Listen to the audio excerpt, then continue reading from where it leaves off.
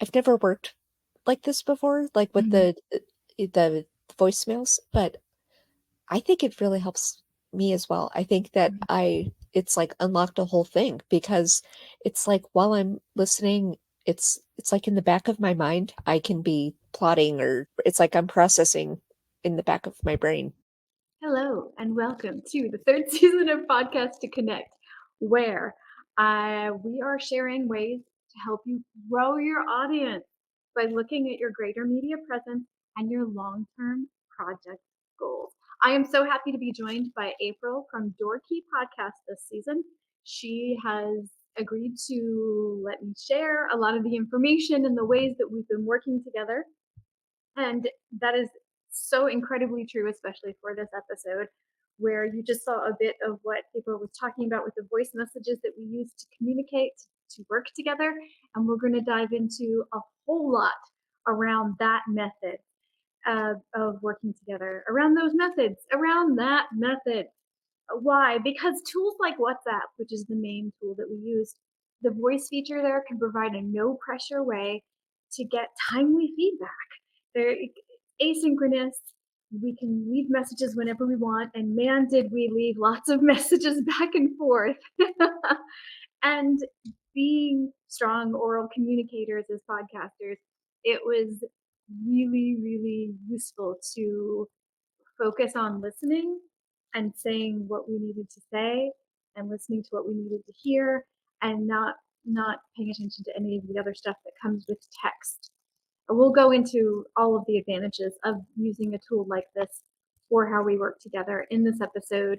And we'll also talk about how you can create a work environment like this. Even if you're not working with me specifically, you can find someone else and create this kind of environment. And we list out some pretty important factors that you want to keep in mind if you decide to do that.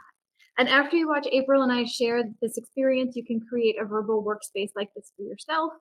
All of the 8 episodes from this season will have a free companion guide, and they'll be available the week after this episode comes out over at podcast2connect.substack.com. All right, let's just get to this. What did we do? How did we do it? And how did it help her audience grow? Spoiler, a lot. Let's go. I like voice messages, especially the ones that don't cut off after 30 seconds or 60 seconds, because those are very frustrating. Like LinkedIn and Instagram and I think Facebook, I think. There's a few of them that cut you off really early and they don't even beep at Oh, you. They just stop. oh, And then you're like, I don't know where I left off. oh, geez. But WhatsApp, like some of them are like I try to cut mine off at 5 minutes so that they're at least in chapters. It's like Yes. I want you to be able to take a breath every now and then and like absorb what was said. Not just you, but anybody, because I use voice messages with a lot of my friends globally, and I just like I will just go off and then I'll go, ha, that's 4 minutes. We're gonna stop this one now and go on to the next one. I process some things with writing and some things with speaking. Which one do you because I know you're a writer, girl. I process very oddly. Like I've always listened to things. Like I remember being a kid and having records of Disney movies, Mhm. each myself, and I can still hear it in my head and Yeah. recite a lot. Like I can Yes. name all seven dwarfs because in my head I hear Snow White naming them in the like because it was like the soundtrack to the movie. Does that make Yeah. sense? Yeah. Yeah, it does. So It does. It does. Okay. Are we talking like vinyl, like 33 and 70? Was it 75? No, wait. I This don't, 45, 33. These are like the sizes or the frequent. I don't even know what that stands for. I just know the sizes. Like the these smallest were one was 45, then yeah. 33 was a fairly big one, and then there was a big one. Was that 78?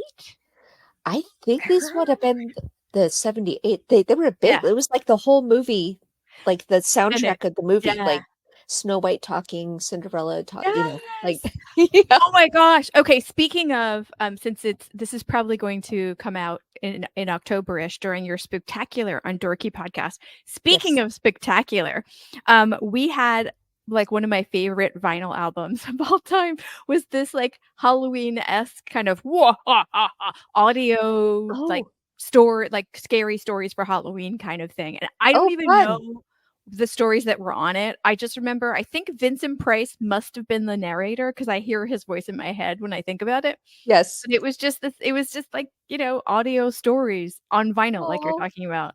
But I think that's a it's really good point. I think for podcasters that process by talking, I think having that talking space can help with the other stuff, especially the writing stuff, because it's like when you write and it goes out and somebody might text back like in a comment, but there's no talking in like there's no audio feedback on it. yeah. And when I've noticed that, like, when I write a script, I have to read it out loud Mm. a few times because sometimes what I write, Mhm. it makes perfect sense and it Yeah. flows. But when I say it, it's like, oh, wait a minute, no. Mhm. So Yeah. I kind of have to fix it or whatever. I d- I do that with emails too. When I'm sending the emails, especially the first time to someone where it's kind of a longer email and it's like a business one, but it's not a formal business one. I want it to sound slightly speaking-ish, not writing-ish. Yes. And I do that the same thing. I read it out loud because I'm like, there needs to be more transitions if somebody's like reading it like that. The versus like the formal ones can be awkward as all hell. Like I don't know why, but they just can be. Yeah. Yeah. No, there's something, yeah. Yeah, writing and speaking is they are very different creatures. Yeah. Um, yeah, but okay, let's back up a second and talk about how we have been working together. So we like as far as the platforms we've been communicating on. Yes. See, now I'm getting all formal. Platforms. We've been using email, Google Drive because I live in Google Drive. So I've set up a lot of things for us to share stuff back and forth there. And primarily speaking wise, WhatsApp. Yes. Yeah. And I don't really want to show our conversation because they're private, but Yes. I don't know for folks who haven't seen, here's something. So for folks watching the YouTube channel, I'm just showing the voice messages that we send back and forth to each other. Yeah, this is a good representation. See how many I sent? Whoops. See how many I sent versus April's reply. I'm always more talkative. I'm very chatty as well, You obviously. are. I'm You are. But sorry. no, don't be. I love it. I can when I listen to someone, especially when we're talking about these conceptual things and planning things, I can I never thought of it like this, but I can start planning in my head because I don't have to worry about reading. Because I have Yeah. eye issues and I'm slightly dyslexic, and there's all of these barriers between me and reading, despite the fact that I am a massive bookworm. Ignoring all of that, I'm freed up when I listen to somebody talking. And so Yeah. I can think a lot better that way. So it actually is really, really helpful for me as well. Yeah. And I've never worked like this before, like with Mhm, the voicemails, but I think it really helps me as well. I think that mhm, it's like unlocked a whole thing because it's like while I'm listening, it's like in the back of my mind, I can be like mhm. plotting or like, like Mhm. arranging things it's like I'm processing in the back of my brain. Yeah. So, Yeah. I think that's why I'm really addicted to the voice function on ChatGPT's mobile app is because it's the same thing. I can just keep asking questions, and unlike me trying to like with real humans like only do like 4 hour per message, I just can just keep going back and forth with Chatty for forever yeah. because it's not a person and I'm not going to overload them with anything. Yes, when I watched that YouTube video you did where you Mm. were cooking and you were like, "Well, hey, wait, can I substitute this for?" I was like, Mhm. "You can you can have like a cover." I Oh love yeah. that. I thought that was Oh, so yeah. cool, and I'm actually gonna try that. Love it, love it, love it. Yeah. And that's on the Chatty and Me. I've just rebranded the name. It's Chatty and Me, my ChatGPT exploration, the longest name that it needs to be, but there it is. Chatty and Me should bring it up on YouTube. But yeah, but that it's that back and forth where you can just say things and Yes. then some information comes back. Now, that's not in a lot of those conversations that I tape for that project are the hallucinations that Chatty does. Or they start talking about something I'm not talking about, or when they a lot of times I'll delete the blips where it just stops and things like that, or just the information that's so off course that I'm like, that's not even worth keeping in there. And that Yeah. does happen. And that doesn't really happen between us Yeah. when we're talking back and forth because Except we're human. I do get rambly sometimes. I'm like, oh, Oh, but as do I. I was so happy when I discovered the delete. Like I could just kind of boop. I was like, oh, phew. How did I not know that was there? Mhm. Mhm. So you've been spared a few Yeah, rambly. likewise. Likewise, likewise. Yeah, there's a few apps that have voice functions like that where they don't let you delete it, and I hate those. Oh, And then there's ones that like you can delete for me or delete for everyone. I'm like, "Why would I just delete it for me? If I don't want it to exist, it's not gonna exist anywhere yeah, for yeah. anyone." Yeah. So I'm glad, yeah, WhatsApp is pretty useful for that stuff. And I've been in groups in WhatsApp that use that, and that's kind of what sparked my interest in that. I was just like, "Oh my gosh, this is amazing." There isn't a lot of like tiny text reading to go along with the conversation. So, yeah. So that's primarily where we're talking about this stuff. Again, the Google Drive is the sharing of documents and files and things like that, and but most of the talking about it has been happening on WhatsApp. And Yes. then what are we using Gmail for or email for? Basically just to let each other know, like, hey, I've sent you a file, Yeah. or sometimes I think I've sent you a few emails and been like, hey, FYI, this is what I'm doing today. Yeah. Just so that you know what's going on. Yeah. And if I get, because I subscribe to far too many newsletters. So if I get like a newsletter or a notification from one of my groups and it's got a marketing opportunity in it, I'm like, forward. And I've been sending Yes. those as well. So Yes. that's been useful. So if it's on email, it tends to stay in email and kind of get forwarded and passed around, that kind of thing. But Yes. the majority of discussions and planning and my marketing challenges and probing and questioning, that stuff tends to happen in voice on WhatsApp. Yeah, and it's interesting because I was asking you some questions about the biggest takeaways from us working together, and you itemized it into this beautiful 5 really succinct things. Can I share them? Is that okay? Of course. Okay. Yeah. So, 1 is engagement questions, which we talk about a lot in this season, so I don't think we need to go back into that again. 2 is pre, mid, and post roles. We have an entire episode on that. 3 is helped me hone in on my voice and writing and podcasting, and we might delve into that in a minute because I love that one. 4 is made sure I thought about the topics I picked, the reasons why, and I explain these things in the episode. We talk about that in a few episodes. And 5 is Substack, which is not getting is getting 0.01% attention in this series because we have so much to cover. But if anybody wants to do an entire Substack series with me after this, like season 4, season 5, please let me know. I would love to do a growth season on Substack. And thank you for making that list because comparing that to what I thought were the highlights was really useful because there was a lot of Oh, overlap and that makes me oh, happy. yay. So this helped me hone in on the voice and writing and podcasting. Can you talk about that a little bit more? You helped me be more concise with what I'm saying and gave me confidence in Mhm. what I'm saying. That yeah, it is okay to just be myself and not be quite as I was kind of torn between how formal and how Mhm. I can't think of the word I'm sorry. You mentioned that in a previous episode about how you were trying to have, like, the information first and April is way, way, way behind. Like, you didn't wanna be in the spotlight in the podcast. Yeah, I feel more comfortable, like I'm in a more comfortable place where I don't think that I'm trying to put myself forward, but I have kind of brought myself out a little more and Mhm. I feel comfortable with that. Like it helped it's a good spot, I think. Let's connect that, and I'm really glad I did hear that, and I am so glad about all of that. But I want to connect that to the WhatsAppness of what we just talked about.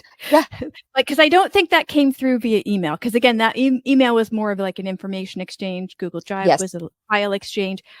What was it that, because I feel like it's in WhatsApp, and I'm making these questions up as I go today because I can't quite figure out the thing we uncovered by working this way. I'm trying to understand it as we're talking as well. But what was it about that kind of exchange with the voice and the back and forth and it being on the phone that was different than the other places that we talked about it? I think because it was usually pretty immediate feedback. It was very specific. It was put in a way that, okay, so I'm doing an episode about King Tut, whatever. You would be like, okay, so why did you pick this? Yeah. And so the next episode I would do about Cleopatra, whatever, I would think about you asking me from the previous episode. And so I would kind of try to use that going forward.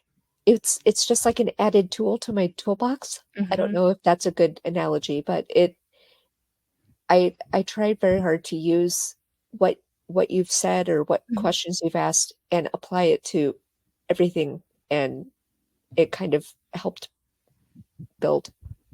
Yeah. My one main concern with having this be in audio a lot of the times on WhatsApp is that information might have gotten lost or the emphasis might not have been there, or it's hard to scan audio, as us audio folks know. So I'm curious how you took the information and like where you put it to remember it. I keep it all I mean, I do take notes, but Mhm. I kind of have it all in my brain, or Mhm. I'll use examples from, like if you give me feedback about a social media post and I change it, so I'll look at the previous post Mhm. and kind of try to go off of that. I don't know if that's the most efficient way. But I if it do, works, it works. That's yeah, the important part. Yeah.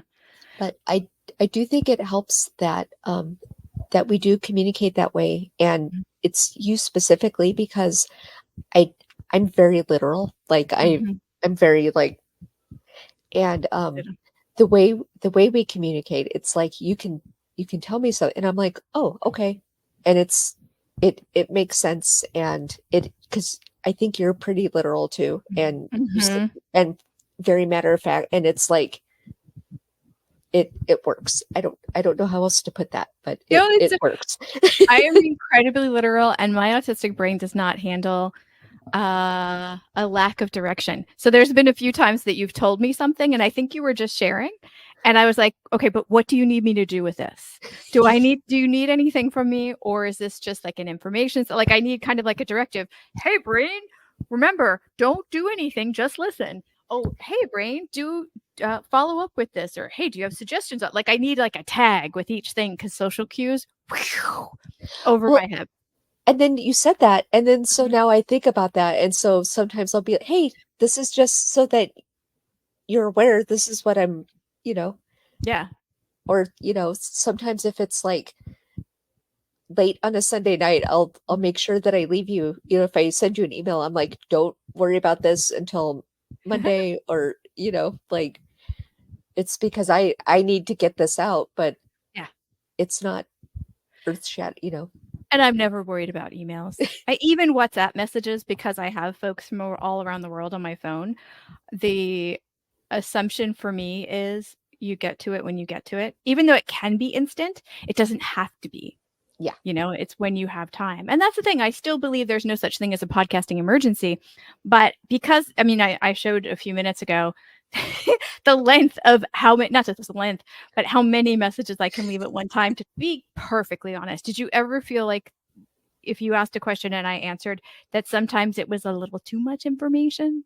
No, no, I don't think so. I think because we communicate the same way a lot, that it was just like, yeah, so no, I didn't I'm actually very appreciative of Mhm. all the information that you gave, and I needed the information. Yeah. So like if you're sending me a message explaining how to use Google Drive because I had zero idea, Mhm. like you gave me the information. I was so grateful, and it's good. It's all good information is what I'm trying to say. Thank you. Thank you. And some tutorials, because I love to do really quick tutorials, because some things describing them is useless.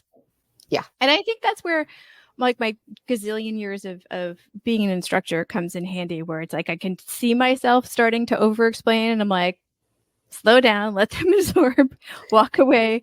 Questions will come back. It's fine. Just let it go. Let it go. So I was trying to even it out. Like I love podcast editing. I can get lost in a waveform like crazy. But with the interactive feedback, podcast growth kind of stuff or audience growth stuff, this is my favorite way of doing it by far.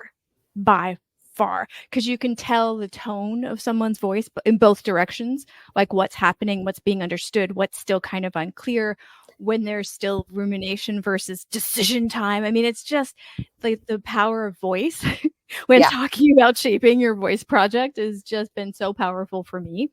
It's so much easier than sending like an audit report, which I still like to do.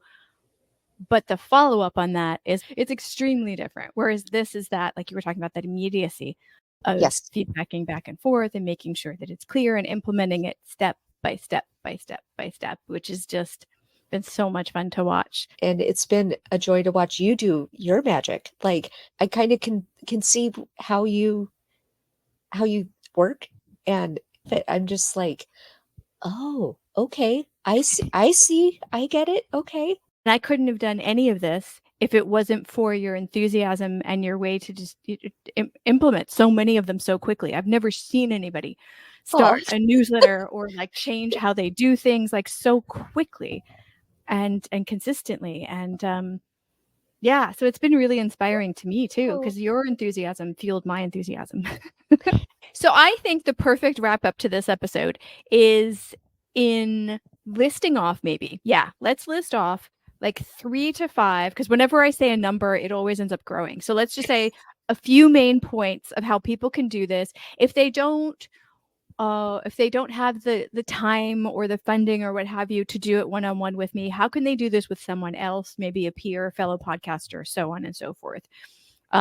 Preferably someone with a similar podcast. If you have a business podcast, someone with a business podcast. If you have an indie podcast, what have you, just a similar podcast, because then you'll be able to build off of each other's stuff. But what are 3 to 5 things that they could keep in mind to have this kind of back and forth experience, possibly with WhatsApp or Signal or Telegram or something like that has a voice feature? So let's see. What are the main things they should keep in mind when they do this? the first thing that comes to mind is trust. And what I mean by that is being able to get feedback from someone that not only is going to be honest, but Mhm. that you trust has your and your podcast's best interest at heart. Mhm. And what I mean by that is that, like, you can send me a message saying, hey, maybe no with the side notes. Mhm. And it's honest, and I can hear that and take that and be like, yeah, maybe no with the side notes, Mhm. And I I think that's really important, that Mhm. that I know that it's coming from a good place and an honest place. And gosh, Yeah. I thought of something else, and Oh, wait, it's let me gone. do the second one. Okay. So the second one, we were talking about, the going back and forth and keeping in mind, kind of addressing one thing at a time and doing it kind of bit by bit, like iterating through the things that you're talking about. If one day someone has this question and you're kind of brainstorming that, maybe wait until the next day to do the reverse and do the other person's issue and then do that. So don't try to tackle too much at one time, because I think then is when people start to procrastinate or they can't start to do the thing. So there needs to be time and space, and so increments, to do it in increments. Yes. It kind of ties in with the trust thing, not taking it personally. So, and again, I'll go with the side note thing. Like, I didn't take that personally. Like, Mhm. obviously, you know, like, because it's honest Yep. feedback. And so I think it's important that if you're working with someone like that, that you don't take any feedback that you get as a Mhm. personal attack or anything, because it's not meant like that. And Mhm. something that I appreciate is that any of the feedback that you have given me it's always been constructive, and I've never felt like I've never taken it personally, because Mhm. I know what spirit it is given in, and I think that's important. Yeah, and absolutely. Yeah. Oh, that's such a good one. Such a good one. Another one that I think pings off of what we said already is to agree on how you're going to do it before you start. I have an absolute hatred for certain programs that, for like project management and stuff, and I will not work on projects that involve them. So I don't know if anybody else is like that, but if you really, really don't want to do voice, or if you really, really don't want to do emails, or you really like, decide on how you're going to do it before you start. How are we going? I mean, it can always evolve and change as long as you agree upon how you're going to do things, but agree upon the basic structure of the collaboration, as well as the time frame that they're going to do. I think 3 months is the perfect time period, because at the end of the 3 months, no matter how much growth there is, there's going to need to be a breathing period afterwards anyway. So if nothing else, take a break and maybe come back. But I think 3-month increments work really, really well. So yeah, Yeah. so agree on the external structures of how you're going to do it and how long you're going to do it. 1 is trust, 2 is incremental tasks, 3 is don't take it personally. So you can be honest with someone without it being an attack on them. And 4 is agree on how you're going to do it and how long you're going to do it for. I think those are really good rules for how you set up something like this. Thank you so much for joining us for this episode of Podcast to Connect. If you want some help with doing this kind of workspace experiment, by all means, coffeelikemedia.com. We've got 2 more episodes coming up, so we'll see you in 2 weeks. Say bye, April. Bye. Bye.